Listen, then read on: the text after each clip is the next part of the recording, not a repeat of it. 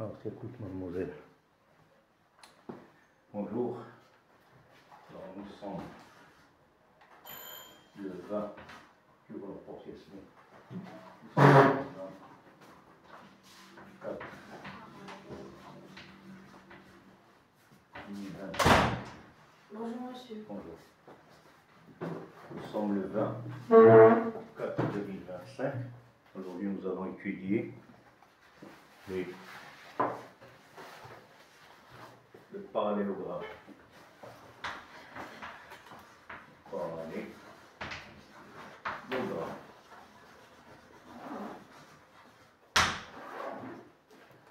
Avant de commencer le cours, il faut d'abord savoir qu'est-ce que c'est qu'un parallélogramme. Qui peut me dire qu'est-ce que c'est qu'un parallélogramme? C'est un quadrilatère. Très bien. Donc, définition.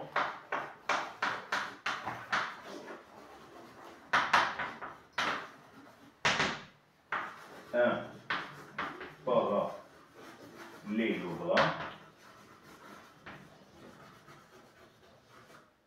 est un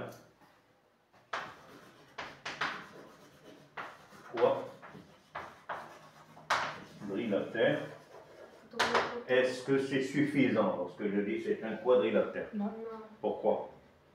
Car je n'ai que Lorsque vous dites c'est un quadrilatère, qu'est-ce que cela veut dire? Il a 4 côtés. Il a 4 côtés. Il a 4 côtés. Alors, je vais vous dire pourquoi. Parce que c'est en donnant des exemples qu'on comprend.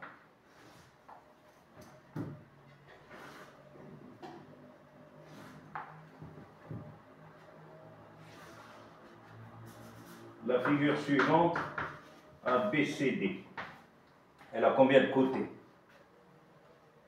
Il a 4 côtés. 4 côtés. Le côté AB, le côté BC, le côté CD, le côté DA.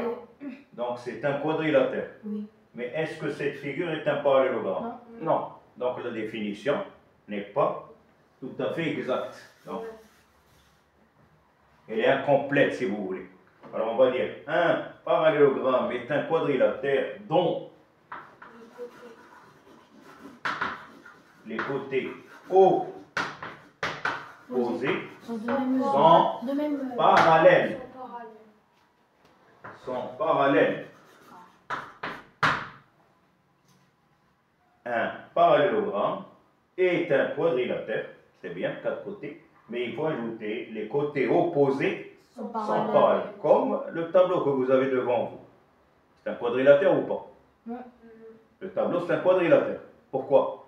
Parce qu'il a 4 côtés. Il a 4 côtés. Regardez ses côtés opposés. C'est-à-dire celui-ci avec celui-là. Comment sont-ils? Ils sont opposés. Ils sont parallèles. Parallèles. Et les deux autres? Ils sont parallèles. Parallèles. Donc, qu'est-ce qu'un parallélogramme? C'est un quadrilatère dont les côtés opposés sont parallèles. Et pour ne pas oublier dans la vie courante, que vous soyez en classe, que vous soyez à la maison, la porte, c'est quoi la porte? C'est un quadrilatère. C'est un quadrilatère. La fenêtre. C'est un quadrilatère. Alors, qu'est-ce que la porte? C'est un quadrilatère. Pourquoi? Car il a 4 côtés. Car il a 4 côtés. Et pourquoi c'est un parallélogramme? Car les côtés opposés. Car les côtés opposés d'une porte sont parallèles. parallèles. De même la table sur laquelle vous écrivez, de même les cahiers, de même... Donc, c'est une leçon, il ne faut pas apprendre, il faut comprendre. Donc, ceci est la définition. Alors, comment maintenant tracer un parallélogramme? Comment tracer un parallélogramme? Après avoir su qu'est-ce que c'est qu'un parallélogramme, nous allons le tracer. Alors, pour le tracer, il suffit de tracer un angle. Écoutez bien, il suffit de tracer un angle.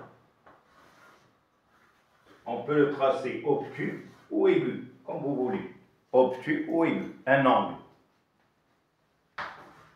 Et je rappelle, qu'est-ce qu'un angle? Qu'est-ce qu'un angle? C'est une partie du plan limitée par deux demi-droites ayant la même origine. La demi-droite BA et la demi-droite BC. Donc ceci, c'est un angle. Quelle est la nature de cet angle? C'est un angle obtus.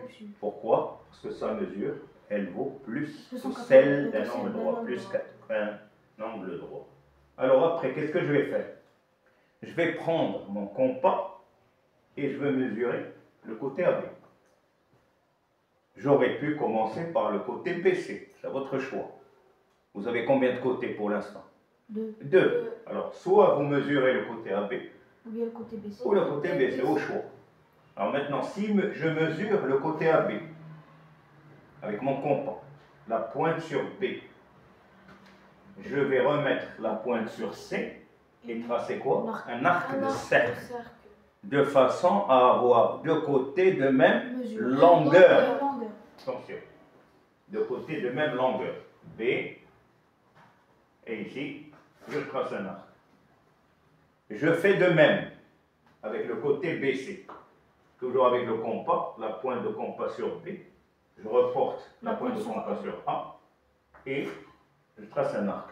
Pour obtenir quoi? L'intersection de deux arcs qui va me donner le quatrième point. Et après, il suffit de relier A avec C et D avec C. Bon, moi je n'ai pas le matériel. A, B, C, D. Donc nous avons obtenu un parallélogramme de façon à ce que AB et DC soient parallèles et BC avec AD soient parallèles. Nous verrons pourquoi j'ai fait ces codages. Alors mademoiselle Yasmine, qu'est-ce qu'un parallélogramme? Un parallélogramme est un quadrilatère dont les côtés opposés sont parallèles. Voilà. Monsieur Reda, tu répètes? Un parallélogramme est un quadrilatère dont les côtés opposés sont parallèles. Sont parallèles.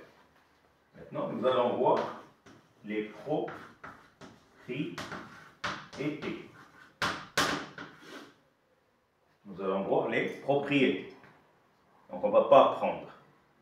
De quoi est composé un parallélogramme? Parce que vous tracez un parallélogramme. Nous allons pas. C'est-à-dire les côtés. Très bien. Les diagonales. Bien. Et quoi d'autre? Les angles. Et bien voilà.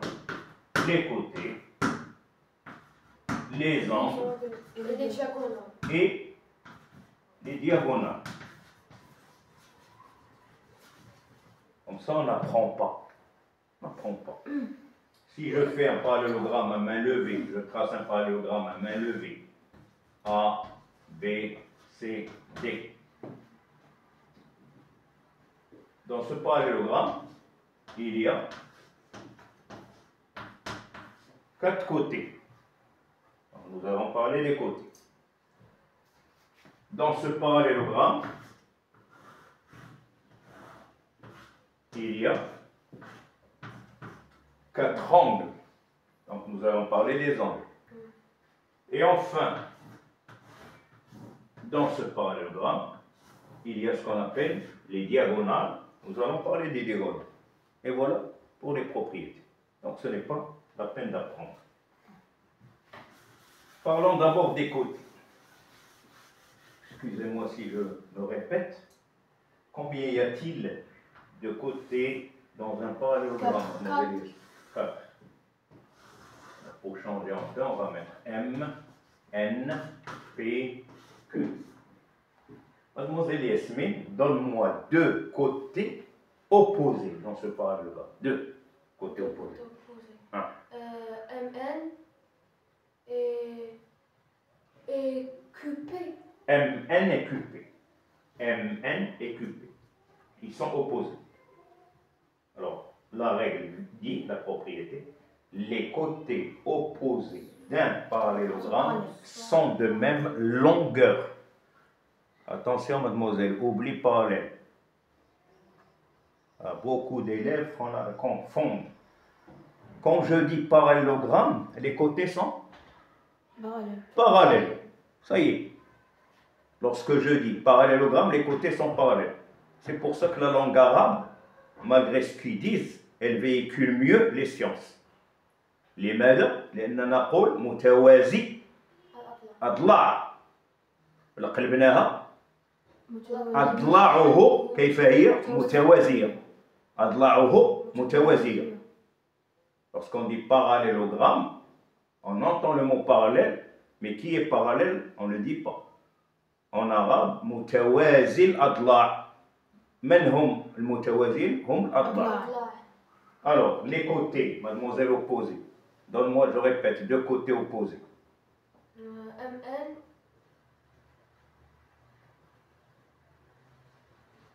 et NP.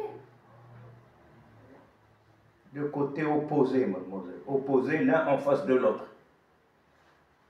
Reda. MN et QP. MN et QP. Opposés l'un en face de l'autre. MN et QP. Les côtés opposés d'un parallélogramme sont de même longueur. On est d'accord? Quels sont les deux autres côtés opposés? NP, NQ. NP et MQ. Donc, ce côté-là est opposé à celui-ci qui sont de même longueur. Le côté MN est opposé au côté QP qui sont de même longueur. Est-ce que c'est clair? Oui. Les côtés opposés d'un parallélogramme sont de même longueur. Voilà la première propriété.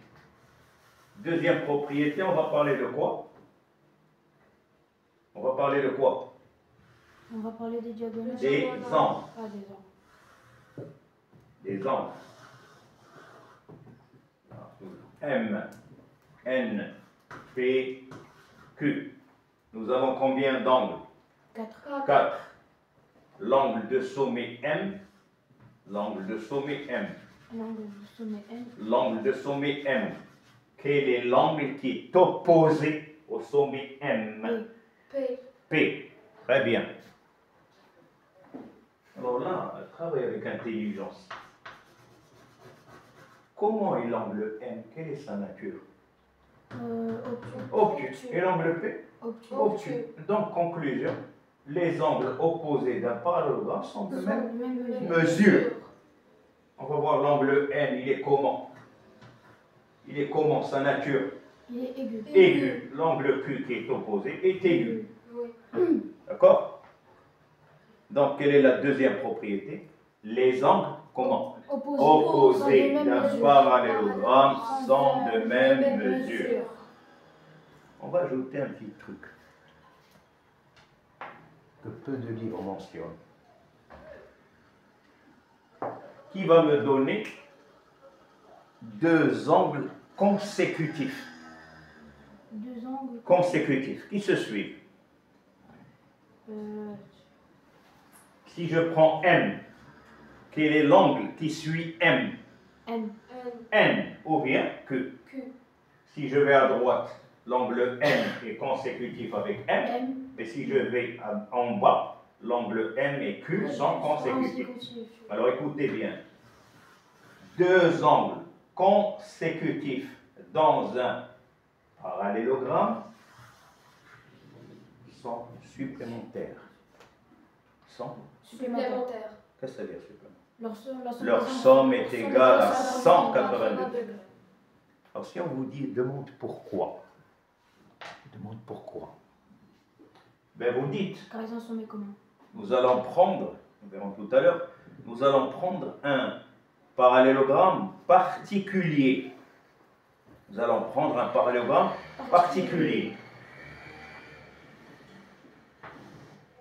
Vous savez très bien que le parallélogramme, qu'est-ce qu'un parallélogramme? C'est un quadrilatère. Un quadrilatère dont les côtés opposés sont parallèles. Ce parallélogramme, ce beau monsieur s'est marié et a eu 3 enfants.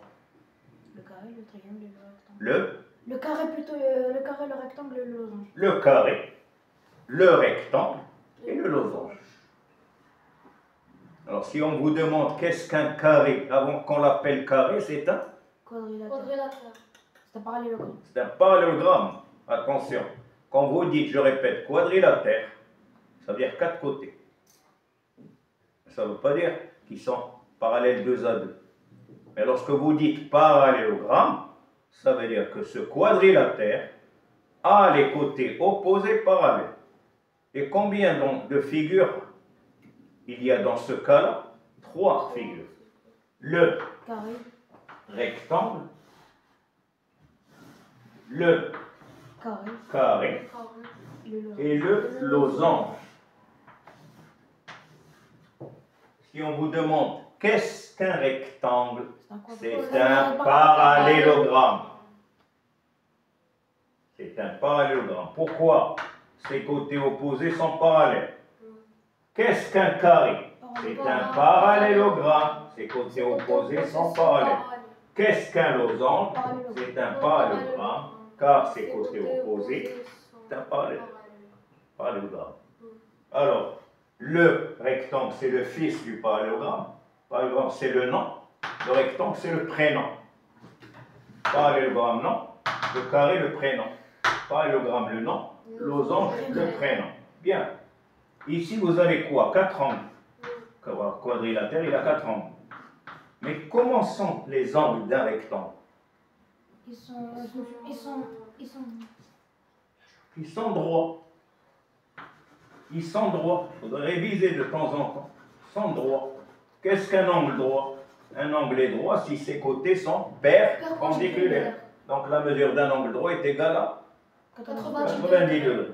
Alors regardez, deux angles consécutifs, 90 et 90, 180. et deux angles dont la somme est égale à 180 sont des angles supplémentaires. Voilà. L'autre côté, la même chose. Supplémentaire. La même chose. Là, ça se voit. Dans le losange, ça ne se voit pas. Aigu avec aigu et obtus avec obtus. C'est clair? Oui. Bon. On a parlé des côtés, on a parlé des angles. Et dans le... Je ne vais pas laisser ça passer. Pardon. Dans le parallélogramme ABC, qui va me donner deux côtés parallèles. Yasmine, donne-moi deux côtés parallèles. Vite, vite, vite. Deux côtés parallèles? Oui, parallèles. AB et DC. AB et DC. On va prolonger. AB et DC sont parallèles. Alors, pour être bon en géométrie, je vais considérer que les deux droites parallèles. C'est comme au foot. Vous voyez le ballon, vous ne voyez pas les adversaires et les coéquipiers. Vous voyez le ballon. Vous voulez être bon au football, le ballon. C'est l'objectif. Alors ici, l'objectif, c'est quoi? AB parallèle à DC. Si AB parallèle à DC, que veut dire AD?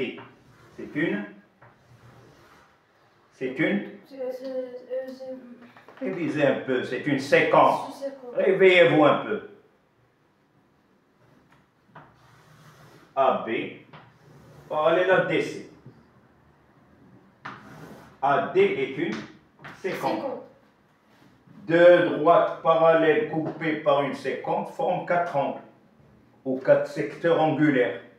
Moi, ce qui m'intéresse, c'est cet angle-là, avec celui-ci. Comment sont-ils placés? Ils sont internes. Alterne, interne. Alterne, interne. Et deux angles alternes internes, s'ils sont formés par deux parallèles coupés par une séquence, sont de même mesure. Or, si je prends ces deux droites parallèles, suivez avec moi s'il vous plaît, si je prends ces deux droites parallèles en jaune, coupées par la séquence,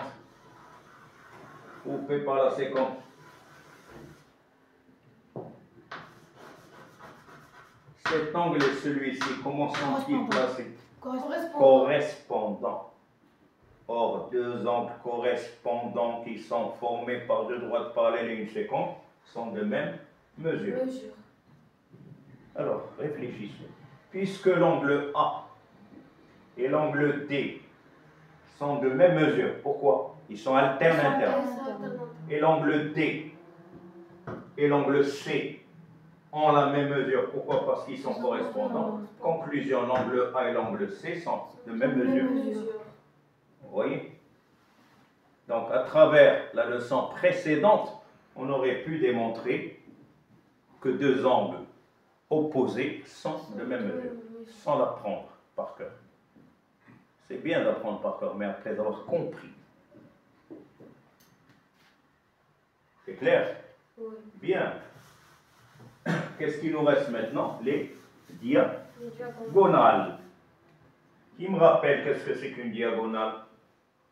Qui me rappelle qu'est-ce que c'est qu'une diagonale?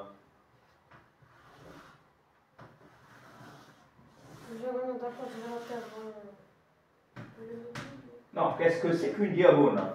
Qu'est-ce que je vous ai dit? Pour être bon en géométrie, il faut maîtriser 4 éléments. Le point, la droite, demi-droite, segment. Point, droite, demi-droite, segment. C'est un segment.